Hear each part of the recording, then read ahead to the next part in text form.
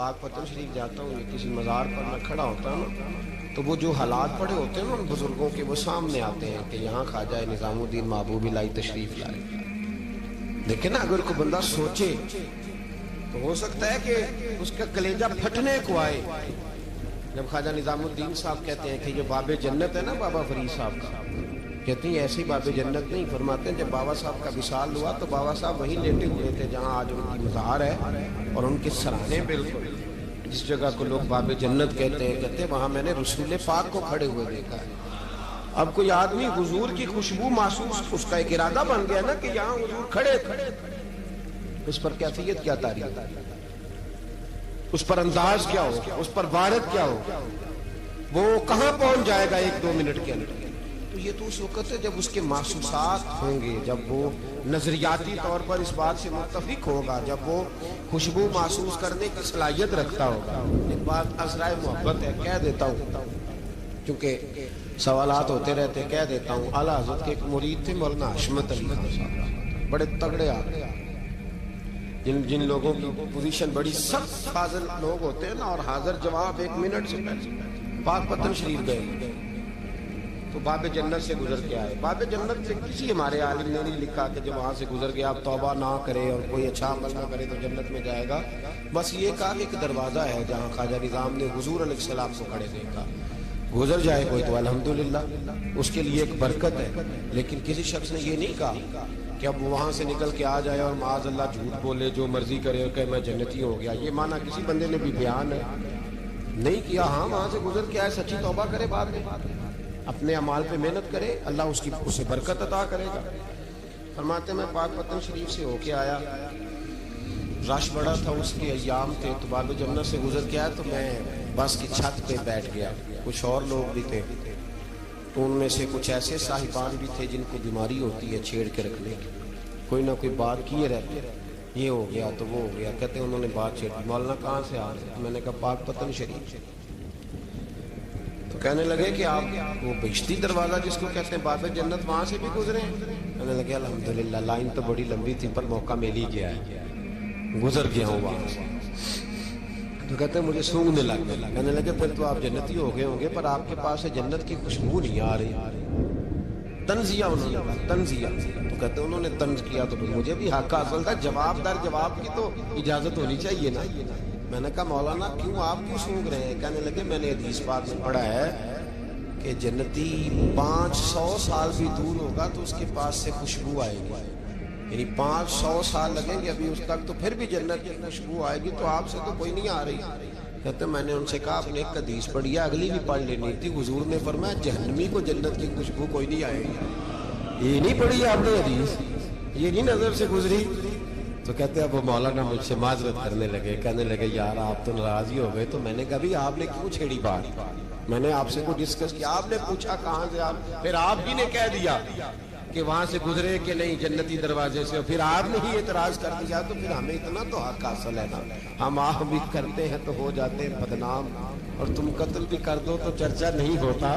ہمیں بھی تو حق حاصل ہے نا، اتنا تو جواب در جواب ہم دے سکے. حضرت بابا فرید الدین گنج شکر رحمت اللہ تعالیٰ علیہ کی اماں کہتی ہیں جب میرا بیٹا پیدا ہونے والا تھا تو میں رب کی بارگاہ میں دعا کرتی تھی، اللہ اگر تو مجھے بیٹا دے تو اس طرح کا دینا بیٹا میرا ہو پر بندہ تیرا ہو. اے اللہ اگر بیٹا دینا تو اس طرح کا دینا میرے اللہ، اس طرح کی مجھے اولاد دینا کہ دودھ وہ میری چھاتی سے پیے پر شکر تیرا ادا کرے. اے اللہ اگر بیٹا دینا تو اس طرح کا دینا کہ قوت روٹی روزی وہ زمین پہ کھائے لیکن اسی زمین پر وہ تیرے دین کا سپاہی بھی بنے، وہ مجاہد فی سبیل اللہ بھی بنے. حضرت بابا صاحب کہتے ہیں مجھے شکر پسند تھی. اماں بڑے جتن کرتی ہے بیٹے کے لیے، بڑا کچھ کرتی ہے، اور بیٹے روٹی ٹائم پہ کھانا بلا کا. کہتے ہیں مجھے شکر پسند تھی. میری اماں سردیوں کے ٹھنڈے موسم میں اٹھ کے میرے لیے پانی بھی گرم کرتی، مصلی بھی بچھاتی، اور پھر ایک پڑیا شکر کی بنا کے میرے مصلی کے نیچے بھی رکھتی. کہتی بیٹا نماز پڑھے تو اللہ شکر دیتا ہے. آپ فرماتے ہیں میں روز نماز کی 5 نمازوں کے وقت مصلی اٹھاتا تو پڑیا شکر کی ملتی. سکول اور مدرسے کے میں اپنے کلاس فیلوں کو بھی کہتا نماز پڑھو بڑی پیاری شکر ملتی ہے. کہتے میں روز شکر کھاتا. ایک سویرے فجر کی نماز میں اماں نے وضو تو کرایا، مصلی بھی بچھایا، پر دیہات کی وہ سادی بی بی جس کا سارا کام خلوص پہ مبنی تھا، جو آکسفورڈ سے پڑھی ہوئی تو نہیں تھی لیکن آداب ممتا اسے سارے آتے تھے، جو کسی یونیورسٹی کی سند یافتہ تو نہیں تھی لیکن بیٹے کے ساتھ کس طرح کا رویہ اختیار کرنا ہے یہ سارا اسے پتا تھا۔ کہتے ہیں سادی اماں نے سارے کام کیے لیکن شکر رکھنا بھول گئی۔ بابا صاحب کہتے ہیں میں نماز پڑھنے لگا تو ماں نے یہ بھی بتایا تھا کہ نمازی کے آگے سے نہیں گزرتے، نمازی کے آگے نہیں ہوتے۔ اب اماں کہتی ہے میں مجبور ہوں، درس بھی میں نے دیا ہے، بھول گئی ہوں، اب شکر رکھنے جاؤں گی تو پردہ کھل جائے گا۔ ایک کونے میں لگ کے ماں روئی، بیٹے کی شفا کے لیے نہیں، بیٹے کی نوکری کے لیے نہیں، بیٹے کے اچھے مستقبل کے لیے نہیں، ماں روئی، آنسو بہے تو کہتی کیا ہے، اے اللہ میں اسے اپنے آگے جھکانے کو جتن تھوڑی کرتی تھی، تیرا بنانے کا جتن کرتی تھی۔ اے اللہ مہربانی فرما، میری پردے داری کر، اگر راز کھل گیا تو میرا فرید نماز نہ چھوڑ جائے۔ بابا صاحب کہتے اماں تڑپتی رہی اور میں نے نماز پڑھ کے مصلی اٹھایا، پہلے پڑیا ہوتی تھی اب تو پورا دریا شکر کا بہ رہا ہے۔ فرماتے ہیں میں نے وہ اٹھائی، شکر کھائی اور میں نے چیخ کے کہا اماں جلدی آ، آج بڑی لذیذ ہے، آج شکر کوئی انوکھی ہے، اور آج تو کمال شکر دی ہے میرے اللہ نے، ایک پڑیا کی جگہ پورا دریا بہ رہا ہے۔ بابا صاحب رحمت اللہ علیہ فرماتے ہیں میری اماں آئی اور میری اماں نے بازو کھولے تو ماں کی ممتا ہی بتاتی ہے کہ اللہ کی رحمت کس طرح کی ہوتی ہے۔ کہتے ہیں میں نے اماں کے سینے سے لگا تو اماں رو کے کہنے لگی بیٹے پہلے میں شکر دیتی تھی، آج شکر بنانے والے نے شکر عطا فرمائی ہے۔ ساری زندگی پیشانی سے سجدے کا نور نہیں گیا، ساری زندگی وہ لذت عبادت نہیں گئی، اس لیے کہ استاد نے ڈنڈے سے نمازی نہیں بنایا تھا، اس لیے کہ پیر صاحب نے یہ کہہ کہ نمازی نہیں بنایا تھا کہ نماز پڑھو گے تو روٹی میں برکت ہو جائے گی، اس لیے کہ علامہ صاحب کا وہ بات سن کے ہم نمازی نہیں بنے تھے کہ اس نماز میں بتایا جاتا ہے کہ بیماریاں ختم ہو جائیں گی نماز پڑھنے سے۔ اماں نے رب سے جوڑنے کے لیے نمازی بنایا تھا۔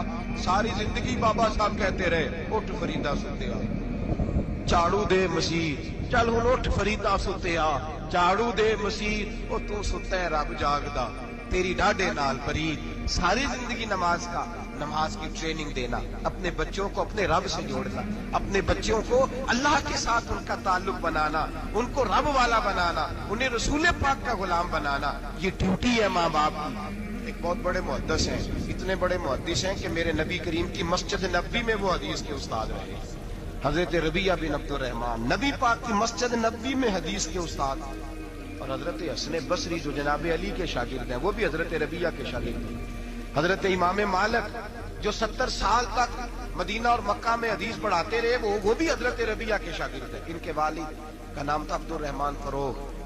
تاریخ بغداد میں لکھا ہے کہ بنو امیہ کے دور میں تابعین کے زمانے میں جناب عبد الرحمن بن فروغ گھر سے چلے گئے، ایک روایت ہے بچہ چھوٹا تھا، ایک روایت ہے بچہ ابھی ماں کے پیٹ میں تھا، جہاد کرنے چلے گئے۔ اس دور میں یہ جہاد ہوتا تھا کہ ایک علاقہ فتح کیا تو مسلمان اگلے علاقے میں چلے گئے، اگلا فتح کیا تو اگلے علاقے، ایک کے بعد دوسرے لوگ پلٹ کے نہیں آتے تھے۔ حضرت عبد الرحمن گئے 30,000 دینار بیوی کو دے گئے، کہنے لگے سنبھال کے رکھنا، اور جہاد کرنے نکلے تو 27 سال تک گاڑی نہیں آئی، اور 27 سال کے بعد آئے تو حضرت ربیہ محدث بن چکے ہیں، مسجد نبوی میں حدیث کے استاد ہیں، بیٹا بہت بڑا شیخ بن گیا ہے۔ واپس آئے، ہاتھ میں نیزہ ہے، کالی داڑھی تھی ساری سفید ہو گئی، وجود بڑا تگڑا تھا، کمزوری آ گئی، آئے نیزہ پکڑا ہوا ہے، گھوڑے پہ بیٹھے ہیں، مدینہ منورہ میں گھر ہے، دروازے پہ دستک دی، حضرت ربیہ نے دروازہ کھولا، اندر داخل ہونے لگے تو کہنے لگے بابا تو کدھر گھستا آ رہا؟ کدھر؟ اس نے کہا تو پیچھے ہٹ، تو میرے مکان پہ کب سے قبضہ کر کے بیٹھا ہے۔ بات تیز ہونے لگی، آواز تھوڑی بزرگوں کی بلند ہونے لگی تو اندر سے زوجہ نے سن لیا اور دروازے کی اوٹ سے دیکھنے لگی تو پہچان گئی، کہنے لگی ربیہ پیچھے ہٹ جا، یہ کوئی غیر نہیں، یہ تیرے والد گرامی ہے، یہ تیرے والد ہیں۔ اندر آئے، باپ بیٹا ملے، عصر کی نماز کا وقت ہو گیا، بڑا روئے، 27 سال کے بعد باپ لوٹا، 27 سال کے بعد بڑے روئے۔ نماز کا وقت ہوا تو حضرت ربیہ جلدی سے وضو کیا، مسجد نبوی شریف چلے گئے۔ جناب عبد الرحمن فروغ نے بھی کھانا وانا کھانا تھا، کھانا کھانے بیٹھے تو حکم دیکھے شوہر کیا کرتا ہے، یہ نہیں پوچھا کہ 27 سال حال کیا رہا، پوچھنے لگے میں تجھے 30,000 دینار دے گیا تھا وہ کدھر ہے؟ تو زوجہ کہنے لگی کھانا کھا لو، عصر کی نماز پڑھ کے آؤ، پھر بتاتی ہوں پیسے کہاں ہیں، آپ کی رقم بڑی اچھی جگہ پہ محفوظ ہے۔ کہتے میں نماز پڑھنے مسجد گیا، عصر کی نماز کے بعد میرے نبی پاک کے منبر پر ایک نوجوان بیٹھا ہے، گھر میں تو ان کا انداز ٹوپی پہننے کا تھا نا، سادے عام لباس میں. مسجد نبی میں جبہ پہنا ہے، سر پہ امامہ ہے، خوبصورت لب و لہجے میں رسول اللہ کے ممبر پر بیٹھ کر، نبی پاک کے ممبر پر بیٹھ کر. پتہ نہیں آپ کو اس بات کی لذت نصیب ہو رہی ہے کہ نہیں. عام جگہ نہیں، نبی پاک کے حضور کے ممبر پر بیٹھ کر نبی پاک کی حدیثیں سنا رہے ہیں. اتنا بڑا مقدر. کہتے حضرت امام مالک جیسے لوگ، خواجہ حسن بصری جیسے لوگ کاغذ قلم لے کے حدیثوں کی سماعت کر رہے ہیں، ان سے درس لے رہے ہیں. جناب عبد الرحمان کہتے ہیں میری نظر اٹھی، کچھ بوڑھا ہو گیا تھا، کچھ اس وقت وہ ٹوپی میں سادے لباس میں تھے، پہچان نہ پایا. ایک شخص سے پوچھا یار ہے تو جوان پر اس کے چہرے کی نورانیت میرے دل کو بھا گئی ہے تو جوان پر اس کا حدیثیں بیان کرنے کا انداز میری طبیعت کو گھائل کر گیا. یہ کون ہے جو نبی پاک کی مسجد میں بیٹھ کے حدیثیں بیان کر رہا ہے؟ کہتے امام مالک کہنے لگے بابا جی چپ کر جاؤ، ہمارے استاد کے بارے میں اونچے لب و لہجے میں بات نہ کرنا. دیکھتے نہیں کتنے کتنے لوگ بیٹھے ہوئے خاموشی سے. تو میں نے کہا مجھے بھی تو بتا دو نا ہے کون. تو کہنے لگے کوئی عبد الرحمان فروغ نام کے بزرگ ہیں، یہ ان کے بیٹے ہیں، ربیہ نام ہے.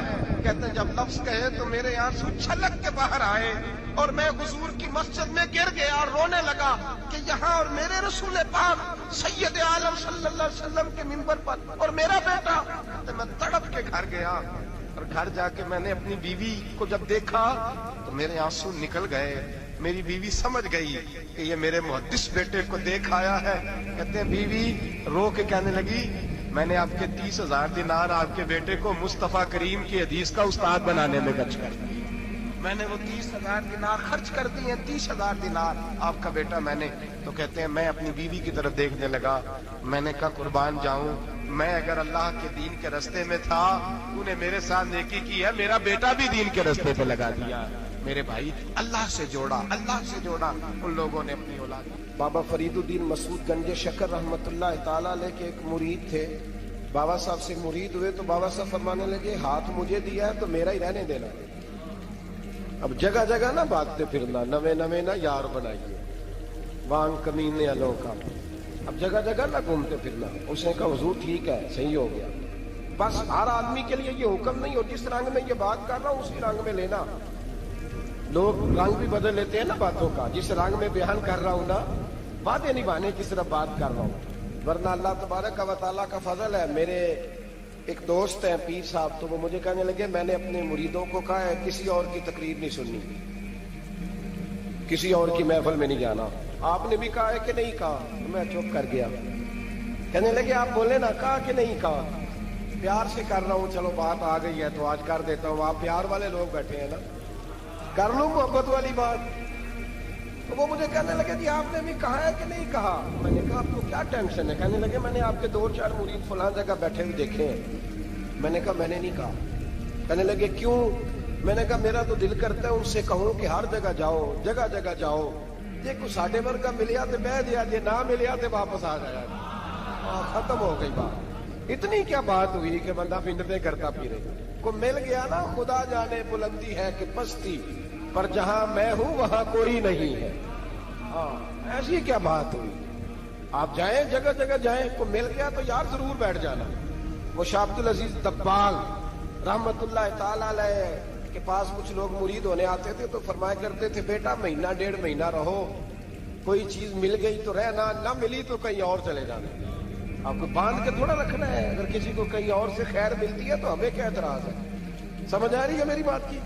لیکن ایک بات ہے وہ میرا دل کرتا ہے کر دوں. چلو پیار کی بات شروع ہو گئی ہے نا. کچھ بندے ایسے ہوتے ہیں جن کی ذمہ داری ہوتی ہے کہ بھئی تو نے نہیں کہیں اور جانا. ختم ہو گئی بات، تو ادھر ہی رہے. اس طرح کر کے نا اس پہلو میں بابا فرید صاحب نے کہا تھا اس مرید سے کہ ہاتھ مجھے دیا ہے تو اب جگہ جگہ نہ دیتے پھرنا. اس نے کہا حضور ختم ہو گئی بات، طے جو ہو گئی. بلے شاہ ادیو جانے سانو اپنی توڑ نبھا لیں دے. کہا کہ کسی اب جگہ جگہ نہ دیتے پھرنا. تو وہ آدمی دریا کے کنارے کنارے چل رہا تھا، سادہ آدمی تھا، دیہاتی آدمی. یہ بہت پڑھے لکھے لوگ کئی دفعہ پوری باتیں نہیں مانتے، ناراض نہ ہو جانا پڑھے لکھے بندے. اور کئی میں نے ایسے دیکھے ہیں بیچارے بالکل ان پڑھ ہے پر جیسا کر کہہ دو نا ویسا کر جاتے ہیں. یہ پڑھے لکھے مجھ سے ناراض نہ ہو جائے. چلو 2-4 ڈگریاں میرے پاس بھی ہیں، سمجھ لیں میری طرح کے پڑھے لکھے جلدی نہیں مانتے. اور کوئی سیدھے سادے وہ علم و باس کری ہو یار ایک کوئی حرف تینوں درکار، ان کو جو کہہ دو جب کہہ دو وہاں اڑ جاتے ہیں، سیدھے سادے جو اتنی بحث نہیں کرتے۔ وہ بابا صاحب کا مرید دریا کے کنارے کنارے جا رہا تھا تو پیر پھسلا تو دریا میں گر گیا، تیرنا بھی نہیں آتا۔ حضرت خضر علیہ السلام آئے، اللہ نے بندوبست کیا، آئے کہنے لگے ہاتھ دے تجھے باہر نکالو، کہنے لگے دے تو دیتا پر فرید الدین سے وعدہ کر آیا، وہ دے تو دیتا پر وعدہ کر لیا ہے، بلے شاہ ہو دی ہو جانے سانو اپنی توڑ نبھا لیں دے۔ انہوں نے کہا جناب کیا مطلب؟ فرمانے لگے مجھے مطلب کا نہیں پتا۔ انہوں نے کہا تھا کہ میرے علاوہ کسی کو ہاتھ نہ دینا، تو وہ شخص کہنے لگا کہ ڈوب کے مر جاؤ گے، خودکشی اسلام میں حرام ہے۔ تو کہنے لگا وہ سادہ آدمی تھا، کہنا اس مسئلے کا بابے فرید نہیں سی پتا، اس گل کیوں کیتی سی، اس کو نہیں پتا تھا کہ ڈوب کے مر جاؤں گا، اس کو کہنا چاہیے تھا پابند کر جا اسے جا کے بتا مرنے لگا ہے تیرا مرید، جاؤ اسے جا کے بتا، اسے کیا مرنے لگا ہے، اس نے وعدہ نہیں کیا تھا کہ میں آؤں گا، اب جا اسے جا کے بتا۔ اللہ اکبر۔ حضرت خضر نے جا کے بابا صاحب کو بتایا تو بابا صاحب فوراً پہنچے، اس کو ہاتھ دیا، اللہ اکبر کہا تو باہر نکال دیا۔ پھر بابا صاحب نے کہا یار سینے سے لگ جا، یہ تو گرا نہیں تھا دریا میں، تجھے گرایا گیا تھا، یہ تجھے گرایا گیا تھا، یہ تجھے ذرا نا آزمانا چاہ رہے تھے، آزمانا کہ محبوب بلاوے ایک دم، یعنی ایسے اس نے کہا کہ آ جا فٹافٹ، اس نے یہ نہیں کہا ٹائم ہو تو وقت ہو، یہ محبوب بلاوے ایک دم۔ پھر سر نو پیر بنائیے، سر نو پیر بنائیے، وہ سر منگے تے سر دے لئیے، تے کدے بھی دیر نہ لائیے، تے یار دا کدے بھی گلا نہ کریے، پاواں سہج دئی مر جائیے، سجنا یا تے لائیے ہی تے جے لائیے تے پھر توڑ نہیں پائیے۔ اللہ رسول سے رشتہ لگائے تو پورا۔ یہ کیا بات ہوئی میں نبی پاک کا غلام ہوں تو چہرہ میرا کسی اور کی طرح کا ہے، میں جی غلامی رسول میں موت بھی قبول ہے تو نماز کا ٹائم، ایک کچی باتیں یار کچے لوگ کرتے ہیں، ایک کمزور لوگ ہوتے ہیں۔ میرا جی میں غلامی رسول میں موت بھی قبول ہے پر میرا نا جھوٹ کے بغیر میری دکان کوئی نہیں چلتی، وہ نجائز نہ کروں تو بھوکا مر جا، نہیں چلتی تو پر محمد عربی کے وعدے پورے کر، چھوڑ نہیں چلتی تو نہ چلے، بلے شاہ دی ہو جانے، اور نہیں تو نہ صحیح، ہاتھ ہو گئی ہے میرے بھائی، آپ عجیب بات کرتے، نہیں چلتی تو نہ چلے، لیکن حضور نے کہا جھوٹ نہیں بولنا تو لہذا ختم ہو گئی بات، مسلمان رہو تو پھر مرتے دم تک بولیے۔ یہ کیا بات ہوئی کچی باتیں کرنا، کمزور باتیں کرنا، چھوٹی چھوٹی باتیں کرنا، میں شروع کر رہا ہوں کل سے نیک ہو جاؤں گا پرسوں سے، تو اللہ رسول کو تاریخیں دے رہے ہیں، چھوٹی باتیں کر رہا ہے، تو مضبوط بات کر بھائی، کلمہ پڑھ لیا تو لہذا پڑھ لیا، غلامی کر لی تو لہذا کر لی، اب نبی پاک کے وفادار ہو گئے تو لہذا ہو گئے۔ اب یہ کوئی دیکھے نا، ایک صحابی کھڑے تھے، کنز المال میں روایت ہے، نبی پاک علیہ الصلوۃ والسلام نے نہ کہا بیٹھ جاؤ، یہ بھی سنت ہے کسی کو یہ لفظ کہنا، ناراض نہ ہو جائے وہ جس کو کہا جائے کہ بیٹھ جاؤ۔ ایک بندہ جمعے والے دن کھڑا تھا، حضور جمعے کا خطبہ دے رہے تھے، حضور نے فرمایا بیٹھ جاؤ۔ حضرت زید بن حارثہ باہر مسجد نبوی کی گلی میں تھے، ان کے کانوں میں آواز آئی بیٹھ جاؤ تو وہیں بیٹھ گئے۔ حضرت مرثد بن نبی مرثد رضی اللہ تعالیٰ عنہ کہتے ہیں میں اپنے گھر سے نکل رہا تھا، اپنے گھر کے دروازے کی چوکھٹ پہ تھا، میرے کانوں میں آواز آئی بیٹھ جاؤ تو میں وہیں بیٹھ گیا۔ حضرت انس بن مالک کہتے ہیں جہاں لوگ جوتے اتارتے نا مسجد میں آنے کے لیے، میں وہاں کھڑا تھا، میرے کانوں میں آواز آئی بیٹھ جاؤ تو میں وہیں بیٹھ گیا۔ فرماتے ہیں جمعہ ہو گیا، نماز کے بعد حضور نے فرمایا زید بن حارثہ کہاں تھے؟ جمعے میں نظر کیوں نہیں آئے؟ بے خبر ہو جو غلاموں سے وہ آقا کیا ہے، جمعے میں نظر کیوں نہیں آئے؟ عرض کی حضور گلی میں آ رہا تھا تو آپ کی آواز آئی تھی بیٹھ جاؤ، تو میں نا ادھر بیٹھ گیا تھا، تو حضور نے رخ پھیرا، فرمایا مرثد تم کہاں تھے؟ حضور میں گھر سے نکل رہا تھا، ابھی چوکھٹ پہ تھا تو آواز آئی بیٹھ جاؤ تو سوڑیا میں وہیں بیٹھ گیا۔ انس بن مالک تم کہاں تھے؟ عرض کی سوڑیا جہاں ساری دنیا جوتے اتارتی ہے نا، جوتے لوگوں کے جوتے، میں نا جوتوں میں بیٹھ گیا۔ تو محبوب نے فرمایا میں نے نہ تو زید کو کہا تھا، نہ انس کو کہا تھا، نہ مرثد کو کہا تھا، میں نے تو فلانے کو کہا تھا۔ عرض کی حضور آپ نے نام تو نہیں نہ لیا، آپ نام تو نہیں نہ لیا کہ فلانا، آپ نے کہا بیٹھ جاؤ۔ تو حضور ہم غلامی والے لوگ ہیں، ہم ویسے نہیں کرتے، جس کے کانوں میں جہاں آواز گئی وہ وہیں بیٹھ گیا۔ ہم نے نہ کبھی قطرے پہ غور کیا اور نہ دریا دیکھا، بس جہاں تیری جھلک دیکھی وہیں ڈوب گئے۔ یہ کیا بات ہوئی کہ اللہ رسول سے رشتہ بھی ہے تو کرتا ہوں، تو دیکھتا ہوں، تو دیکھ لیتے ہیں تو چلتے ہیں۔ نہ یہ کچے لوگوں کی باتیں ہیں، یہ کمزور لوگوں کی باتیں ہیں، یہ ان لوگوں کے معاملات ہیں کہ جو بڑے چھوٹے دل کے لوگ ہیں۔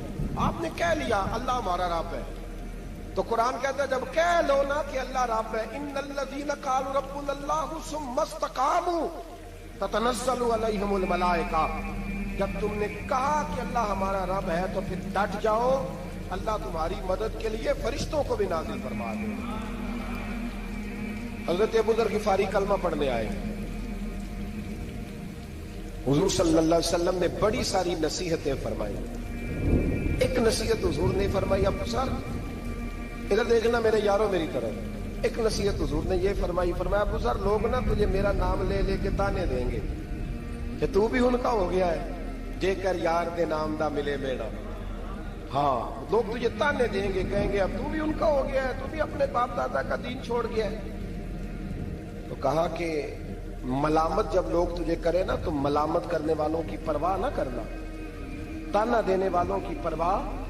تانے بڑے مزیدار ہوتے ہیں، آپ یقین کریں، تانے بڑے مزیدار ہوتے ہیں، بڑے شاندار ہوتے ہیں تانے، اور ان میں نا کئی دفعہ بڑا چسکا ہوتا ہے۔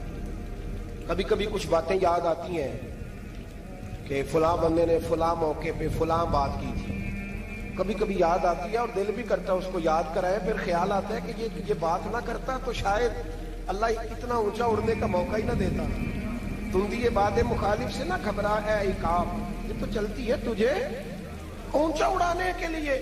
تو نبی کریم علیہ السلام نے کہا ابو ذر ذرا غور کیجئے گا بات، کہا لوگ نا تجھے اب تانا دیں گے، برا کہیں گے۔ اب تو جو دین قبول نماز پڑھتا ہے لوگ شاباش دیتے ہیں، تبلیغ کرتا ہے لوگ، اس زمانے میں تو تانے ملتے تھے، لوگ تانے دیں گے، ذرا خیال کرنا۔ کہا یا رسول اللہ بس وعدہ ہو گیا، دے لے جس نے جتنا تانا دینا دے لے، ختم ہو گئی بات۔ حضرت ابو ذر نا یہ اس وقت صحابہ چھپ چھپ کے نمازیں پڑھتے تھے حضرت زید بن ارقم کے گھر میں، دار ارقم۔ وہاں سے باہر نکلنے لگے نا کلمہ پڑھ کے حضور سے وعدہ کر کے، تو دروازے پہ گئے تو ایک صحابی نے کہا کہ ابو ذر ابھی باہر جا کے بتانا نا کہ میں مسلمان ہو گیا، ایک تو لوگ تمہیں تانے دیں گے اور دوسرا ہو سکتا ہے مارے بھی، باہر جا کے بتانا نا ورنہ لوگ نا برا کہیں گے۔ تو حضرت ابو ذر غفاری نے غور سے اس صحابی کا چہرہ دیکھا اور کہنے لگے مشورہ آپ کا ٹھیک ہے پر میں نے ماننا کوئی نہیں، مشورہ آپ کا ٹھیک ہے پر میں کوئی نہیں مانوں گا۔ کہا کیوں؟ فرمانے لگے میں نے ابھی نبی کریم سے وعدہ کیا ہے کہ میں کسی کی پرواہ میں نہیں پرواہ کروں گا کسی کی۔ ختم ہو گئی بات، مارے جس نے مارنا ہے، دے تانا جس نے دینا ہے، ابھی تو وعدہ کیا۔ یہ کیا بات ہوئی کہ لوگ کہیں گے تو مولوی ہو گیا، لوگ کہیں گے تو غلام ہو گیا، لوگ کہیں گے تو دنیا دار ہو گیا۔ وہ جی بچے کی شادی پر بینڈ باجا نہ بجایا تو دنیا تانے دے گی۔ دنیا کون ہوتی ہے؟ کبھی آپ نے یہ سوچا ہے کہ آپ نے دو شخصیتوں کو بیچ میں رکھا تو آپ نے وزن کس کا کیا؟ ایک طرف دنیا، دوسری طرف اللہ رسول کا دین۔ کبھی سوچا آپ نے کہ وزن کس کا نکلتا ہے، اہمیت کس کو دیتے ہو؟ کبھی سوچا ہے، غور کیا ہے؟ خدا کے بندو سوچو تو صحیح، ایک طرف دنیا کو رکھا، دوسری طرف اللہ رسول کا دین، اور پھر کہا جی دنیا نہیں مانی تو لہذا میں نے دین پہ عمل نہیں کیا۔ پتہ ہے آپ نے کیا کیا ہے؟ اللہ قرآن میں کہتا ہے لوگوں نے قدر نہیں کی اپنے رب کی جیسی کہ قدر کرنی چاہیے۔ عجیب معاملہ ہے نا یار۔ نبی کریم صلی اللہ تعالی علیہ وآلہ وسلم کہ جو مدینے کے لوگ تھے نا، انہوں نے بڑی قربانیاں دی تھی، قربانیاں دی، اپنی جگہ دی شہر میں۔ یہ مدینہ وہ واحد شہر ہے جو بغیر تلوار کے فتح ہوا۔ مدینے والوں نے کوئی بحث نہیں کی، انہوں نے گردنیں سیدھی سیدھی حضور کے قدموں پہ رکھ دی۔ مدینے والوں نے بڑی قربانیاں دی. مکے والے بعد میں مسلمان ہوئے فتح مکہ کے بعد.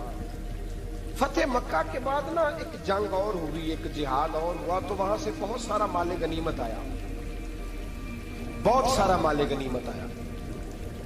اسلام میں حکم ہے کہ جو آدمی نیا نیا کلمہ پڑھتا تھا نا تو اس کے رشتہ دار اسے چھوڑ دیتے تھے, تعلق ٹوٹ جاتا تھا. تو پھر حکم دیا گیا کہ تالیف قلب کرو. مؤلفۃ القلوب ایک پورا عنوان ہے, ان کو مال دو تاکہ وہ گھر بنا لیں, کاروبار کر لیں. تو نبی کریم علیہ السلام نے نا جن لوگوں نے مکے میں تازہ کلمہ پڑھا تھا نا ان کو ذرا مال زیادہ دیا. یہ بخاری مسلم ہے, حضور نے ان کو زیادہ پیسے دیے. مدینے کے جو نوجوان قسم کے لڑکے تھے نا چند, ان میں سے ایک دو نے کہا کہ حضور کے وہ رشتہ دار ہیں نا قریبی, تو رشتہ داروں سے پیار کرنے کا حضور حکم بھی دیتے ہیں, اس لیے نبی پاک نے ذرا توجہ زیادہ فرمائی ہے, وہ بھی ازرائے محبت.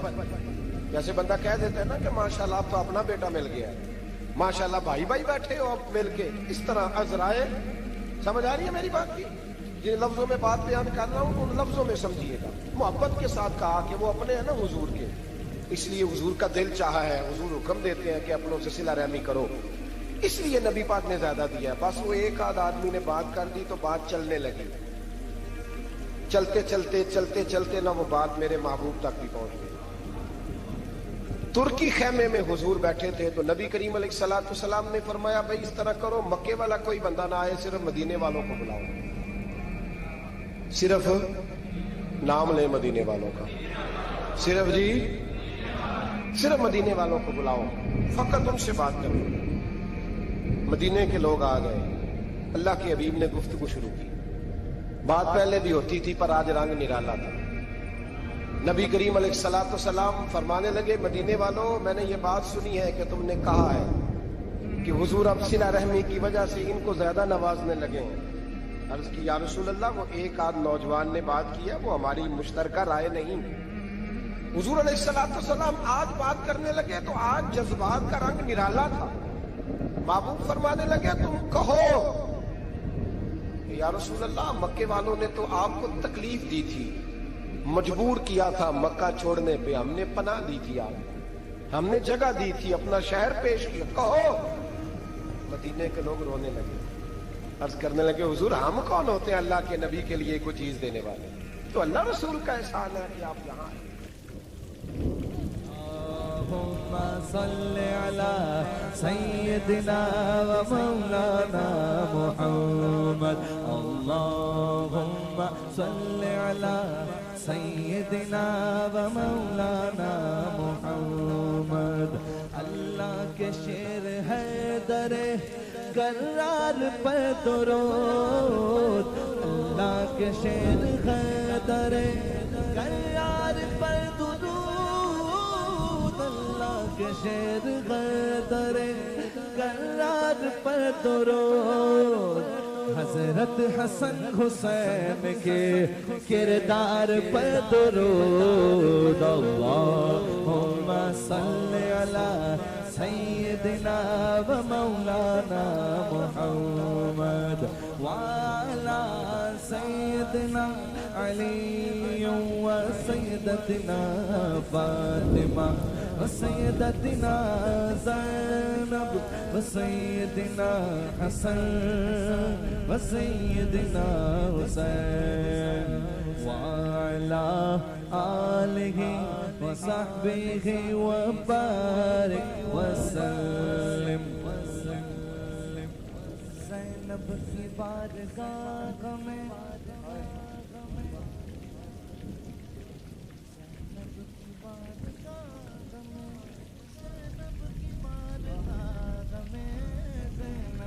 بارگاہ میں سلام نیاز ہے. زینب کی بارگاہ میں سلام نیاز ہے.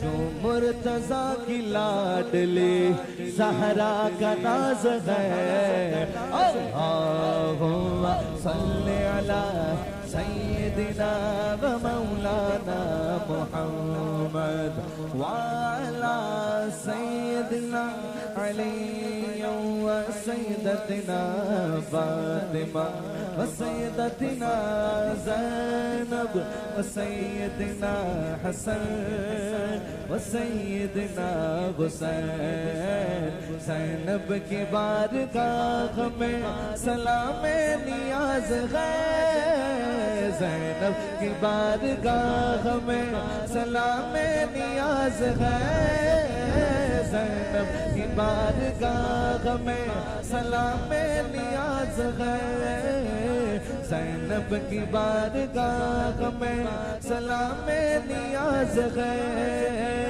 جو مرتضیٰ کی لاڈلی زہرا کا ناز ہے اللہم صلی علی سیدنا و مولانا محمد